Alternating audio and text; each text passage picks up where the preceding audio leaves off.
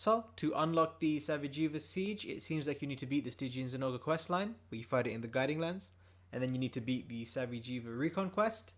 Stygian zinogre isn't too bad, it is Guiding Lands after all, so you can take as many attempts as you need, I think. I'm not sure if there's a cart limit on it. Either way, the quest isn't particularly hard.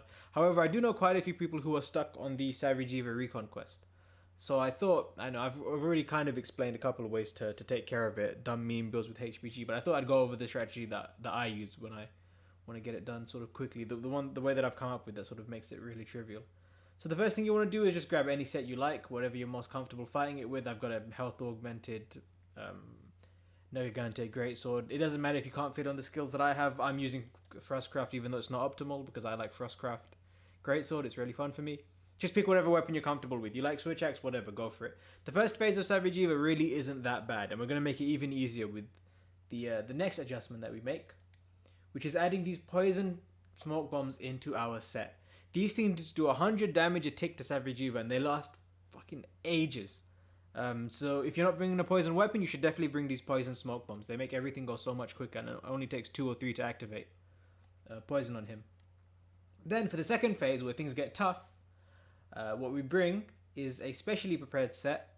Basically any set you like, so long as it has a good blast weapon on it. Preferably not something like Greatsword, which is slow, something like Insect Glaive or Dual Blade, something that can apply blast really quickly, you know, a fast hitting weapon, and then just make whatever set you like. I've got a bunch of DPS skills on here because I'm a bit of a, you know, bit of a skill whore, but you really don't need it. You just need the blast is really the bulk of our damage here.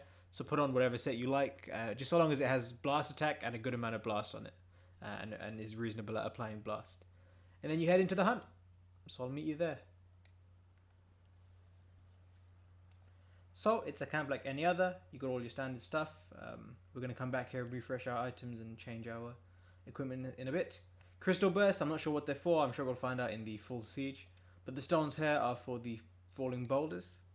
So we'll just get down there now, get our buffering items ready and proceed.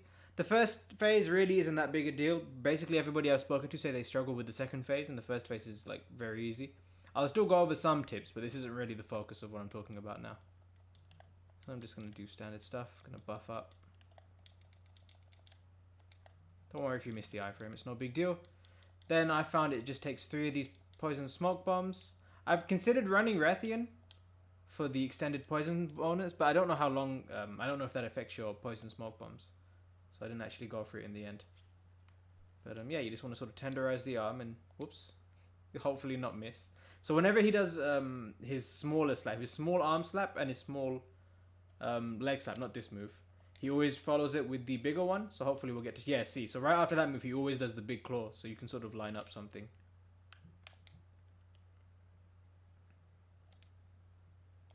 Okay, so you knock it around until it either gets to the canopy or under some boulders. And you pop away. Try and aim for the arm you've already tenderized while it's down, if possible. Just to save yourself some effort. To give yourself some free DPS. Not like that though. Unless maybe the tenderized arm ran out. Generally speaking, when it jumps away, it'll be on the canopy, or from the canopy it'll jump near the boulders, although it's not always guaranteed. Anyway, I'm just going to re-tenderize the arm because it always untenderizes after that. So you watch, after that small stamp, he always does the big claw. Same thing with the arms. Yeah, so to avoid that laser, always just try and be on the inside. If you're vaguely on the inside of his arm and inside of him, but not too deep, you want to be outside enough so that you can run away if it does the big slam. But so long as you're sort of on his inside near the end, that laser won't hit you. So we've got boulder, we've now got canopy. Is usually enough to send him to his second phase. 2 canopies does it too. I suppose we'll see though. I'll stick around just in case it's not. When he heals, you can normally grab onto his arm. Because that healing process removes all of the tenderized body parts, it's worthwhile to latch on and then immediately re-tenderize them. Especially because it doesn't count as a row, so it doesn't knock you off or anything. But yeah, so we're going to head back. Now for second phase, I like to swap to that armor set that I told you to prepare. You'll see why in a bit. Dual Blades or Insect Glaive are great choices, but anything that can apply status quickly should work. I usually wait for him to aggro onto me, because I find that that's when the fight gets harder. So I'm going to wait for that to happen before I actually abuse my strats. Whoops. Okay, now once he's been aggroed, I like to pop my Rocksteady Mantle. If I can find it. Apparently I can't. Here we go. And with the Insect Glaive, I just like to spam mounting attacks. You can see they do 600 damage every time you get a blast proc. And that's usually enough to do, to sort of knock him back.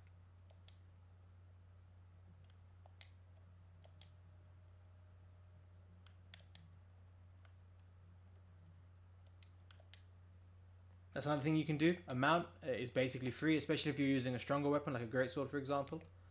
The mount is just completely free DPS, and he doesn't take very long to sort of get fully mounted either. I think it's programmed so that he basically immediately is ready to have the mount finished. And so yeah, just sort of spam until you get blast procs. There we go, I think that's the third or fourth. Are we at the end yet? No, not yet. And once Rocksteady Mantle falls out, you just put on Temporal. And that's about it. You just sort of spam away. Proc blast as many times as you can. And he should be almost immediately ready to go. So if you're still having trouble, this would be my approach. The time is a bit longer here because I actually had to go and do something. I cut it out, but I had to farcast away and then come back in a second. But yeah, I hope this helped. Take it easy and bye-bye.